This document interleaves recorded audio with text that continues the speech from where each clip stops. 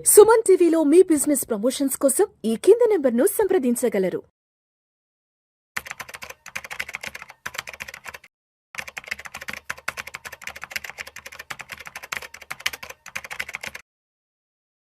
Sir Ramachandramurthy గారు నమస్తే sir. నమస్తే అండి. Welcome to Vishnu talks. Thank you sir. So Ramachandramurthy గారు, డెట్ ఫ్రీ స్టాక్స్ అంటే ఏంటి, అలా డెట్ ఫ్రీగా ఉన్న స్టాక్స్ ఏమున్నాయి, ఎందుకు అవి అలా డెట్ ఫ్రీగా ఉంటాయి, మరి అలాంటి స్టాక్స్ ఏదన్నా ఉంటే ఒకసారి జస్ట్ ఎడ్యుకేటివ్ పర్పస్గా ఇన్ఫర్మేటివ్గా చెప్పగలరు? Thank you sir.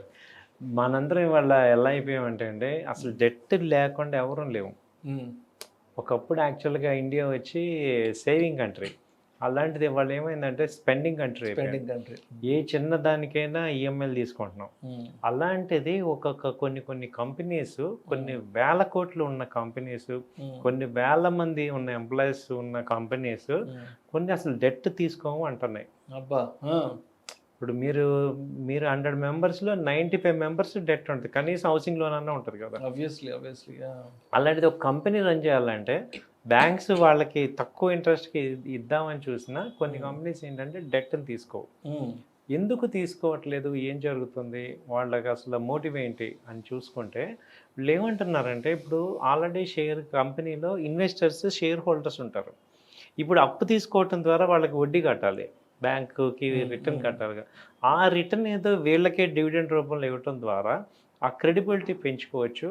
సో వాళ్ళు ఏం చేస్తున్నారంటే ఉన్న రిసోర్సెస్ని, మేనేజ్మెంట్ని కరెక్ట్గా చేయటం ద్వారా optimum utilization of capital. So ఆ commitment for the business, so వాళ్ళని డెట్ ఫ్రీ కంపెనీస్ అంటాం. సో నిజంగా ఇవి ఏంటంటే చాలా ఫ్యూ ఉంటాయి. సో వీటితో ఏమవుతుందంటే, వీటి వల్ల అది యావరేజ్గా కంపెనీ షేర్స్ 10-15% ఇయర్లీ పెరుగుతుంటాయి, ప్లస్ మంచి డివిడెండ్స్ వస్తుంటాయి. మనకు తెలియకుండా వెల్త్ క్రియేట్ అవుద్ది. Mutual funds love these companies. So అలాంటి కొన్ని కంపెనీస్ మీకు చెప్తాను, మీరు అన్నట్టు ఒక రిఫరెన్స్ కింద, ఒక ఎడ్యుకేషన్ పర్పస్ కింద తీసుకోండి. సో మీరు కూడా 1-2 సార్లు ఆలోచించుకొని దీని యొక్క మంచి చెడు చేసుకోండి. ఫస్ట్ సిమెన్స్ కంపెనీ వచ్చి ఆల్ది ఇంటర్నేషనల్ కంపెనీ. సిమెన్స్ ఇండియాలో కూడా ఉంది. ఇది అరౌండ్ 3100 ఆ రేంజ్లో ఉంది. సో ఇది డెట్ ఫ్రీ కంపెనీ అనమాట. ఇది ఆపరేషన్స్ అన్నీ కూడా స్టార్ట్ అయినప్పటి నుంచి ఇప్పటికి లాస్ట్ 5 years నుంచి కూడా డెట్ ఫ్రీ అయిపోయింది. సో అంటే ఏంటంటే ఇది దాని యొక్క ఉన్న దానిలోనే చేసుకుంటూ ఉంటారు. తర్వాత వచ్చి ఇన్ఫోసిస్, మనందరికి తెలిసిన Infosys company, IT company. Infosys కూడా డెట్ ఫ్రీ కంపెనీ. మీరు ఎవ్రీ క్వార్టర్ డివిడెండ్ ఇస్తుంది. అది సేల్స్ ఎలా ఉన్నా ఎవ్రీ క్వార్టర్ వాళ్ళకి ప్రాఫిట్స్ వస్తుంటాయి. సో మంచి డివిడెండ్స్ ఇస్తుంటారు. తర్వాత హిందుస్థాన్ యూనిలివర్, మనకి ఇది 100 సంవత్సరాల company. Hindustan Unilever consumption segment king. కాబట్టి ఇది కూడా డెట్ ఫ్రీ కంపెనీ. సో ఇవి ఏంటంటే ప్రాఫిట్స్ని మంచిగా వాళ్ళు రీఇన్వెస్ట్మెంట్ చేయటం, అలాగే మనీ మేనేజ్మెంట్లో పర్ఫెక్ట్ అనమాట. సో వాళ్ళు మంచి డివిడెండ్స్ ఇస్తుంటారు. ఆ తర్వాత చూసుకుంటే లేటెస్ట్గా హాల్, హిందుస్థాన్ ఏరోనాటిక్స్ లిమిటెడ్. ఈ కంపెనీ ఏంటంటే ఇంత భారీ ఎత్తున అది ఆయుధాలు తయారు చేస్తున్నా కానీ డెట్ తీసుకోవట్లేదు, డెట్ ఫ్రీ అనమాట. సో ఇది ప్రజెంట్ ఇప్పుడు 4600 ఆ రేంజ్లో ఉంది. మేము దీని 1000 నుంచి వస్తున్నాం లాస్ట్ 5 years నుంచి. అలా కంటిన్యూగా వెళ్తూనే ఉంది.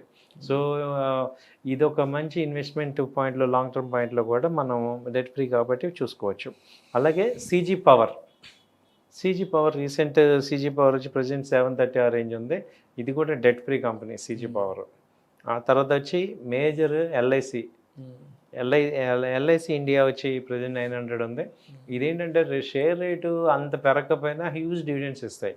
సో ఇది అసలు ఎదురు అప్పులు ఇచ్చే కంపెనీ తప్ప ఇది డెట్ ఫ్రీ అనమాట కంప్లీట్గా. తర్వాత ABB వచ్చి ప్రజెంట్ 5200 అలా ఉంది. సో ఇది కూడా డెట్ ఫ్రీ కంపెనీస్. ఇంకా చాలా ఉన్నాయి, నేను ఒక 7 కంపెనీస్ మీకు రిఫరెన్స్ కోసం చెప్తున్నాను. సో మీరు అన్నట్టు ఇప్పుడు ఎందుకు ఇలా ఉంటున్నాయి, వాటి వల్ల ఇప్పుడు బ్యాంక్స్ ఇవ్వటం వల్ల లోన్ తీసుకోవచ్చు కదా. అలాగే డెట్ తీసుకుంటే అడ్వాంటేజ్ ఏంటి, తీసుకోపోతే అడ్వాంటేజ్ ఏంటి అనేది కూడా అసలు మనం డిస్కస్ చేసుకుంటే, ఇప్పుడు డెట్ తీసుకోవటం వల్ల అడ్వాంటేజ్ ఒకటి ఏంటంటే బిజినెస్ ఎక్స్పాన్షన్ చేసుకోవచ్చు, వేరే నెక్స్ట్ లెవెల్లో బిజినెస్ ఎక్స్పాండ్ చేసుకోవచ్చు. ఇప్పుడు ఎక్కువ మంది డెట్ ఎందుకు తీసుకోవట్లేదు అంటే, వాళ్ళకి ఆ బిజినెస్లో మ్యాక్సిమం ఎక్స్పాన్షన్ వచ్చేసింది, ఇంకా చేయాల్సిన ఎక్స్పెరిమెంట్స్ అన్నీ అయిపోయినాయి. సో ఉన్నది సస్టైన్ అవటం, ఇప్పుడు కొత్త వెంచర్స్కి వెళ్ళకుండా ఉన్నదాన్ని మెయింటైన్ చేద్దాము అన్నప్పుడు ఇంకా వాళ్ళు డెట్ చేయరు. ఇప్పుడు హిందుస్థాన్ ఉంది, భారతదేశంలో మూలకి వెళ్ళిపోయింది. ఇంకా వాళ్ళు ఇంకెక్కడికి వెళ్తారు? అలాగే కొత్త ప్రొడక్ట్ కన్సిస్టెంట్ ప్రాఫిట్స్ వస్తూనే ఉంటాయి. సో కొత్త R&D ఎక్స్పెరిమెంట్ చేసుకోవడానికి కావాల్సిన సపోర్ట్ వచ్చింది. కాబట్టి వాళ్ళకి ఏంటంటే ఇంకా డెట్ అవసరం లేదు అనే పాయింట్కి వచ్చేది సాచురేషన్. సో అలాగే LIC ఉంది. LIC ఇట్స్ ఇండియాలో నెంబర్ 1. సో వాళ్ళు ఎదురిస్తారు కానీ వాళ్ళు తీసుకోవాల్సిన అవసరం లేదు. సో అలా మనకి బిజినెస్లో సాచురేషన్ స్టేజ్కి వచ్చాక డెట్ ఫ్రీకి వచ్చేస్తాం. అలాగే రిలయన్స్ కూడా ఇప్పుడు డెట్ ఫ్రీకి వచ్చేస్తుంది. సో అందుకని వాళ్ళు మ్యాక్సిమం సాచురేషన్కి వెళ్ళిపోయారు, ఇక ఎక్స్పాన్షన్కి లేదు. సో న్యూ కంపెనీస్కి ఏమవుతాయంటే గ్రోయింగ్ కంపెనీస్కి ఆ గ్రోత్ ఉన్న వాటికి డెట్ కావాలి, గ్రో అవ్వాలి. కాబట్టి ఆల్రెడీ ఎస్టాబ్లిష్డ్ కంపెనీస్ అన్నీ కూడా, ఇన్ఫోసిస్ ఉంది ఆల్రెడీ అంతా ఎస్టాబ్లిష్ అయిపోయింది వాళ్ళు 20 years నుంచి.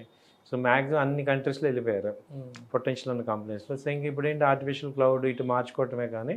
సో అందుకని వాళ్ళు కూడా ఎస్టాబ్లిష్ అయిపోయారు. కాబట్టి ఇది right sir. Thank you so much Ramachandramurthy గారు. Thank you. ప్రేక్షకుల విజ్ఞప్తి, ఈ వీడియోలో ప్రస్తావించబడిన అంశాలు కేవలం ప్రేక్షకులకు అవగాహన కొరకు, ఇన్ఫర్మేషన్ కొరకు మాత్రమే ప్రస్తావించడమైనది. వీటిని రికమెండ్ చేయడం అయితే మా ఉద్దేశం కాదు. పెట్టుబడులు పెట్టే ముందు మీ అడ్వైజర్ని సంప్రదించి మాత్రమే తుది నిర్ణయం తీసుకోగలరని మా మనవి. నమస్తే.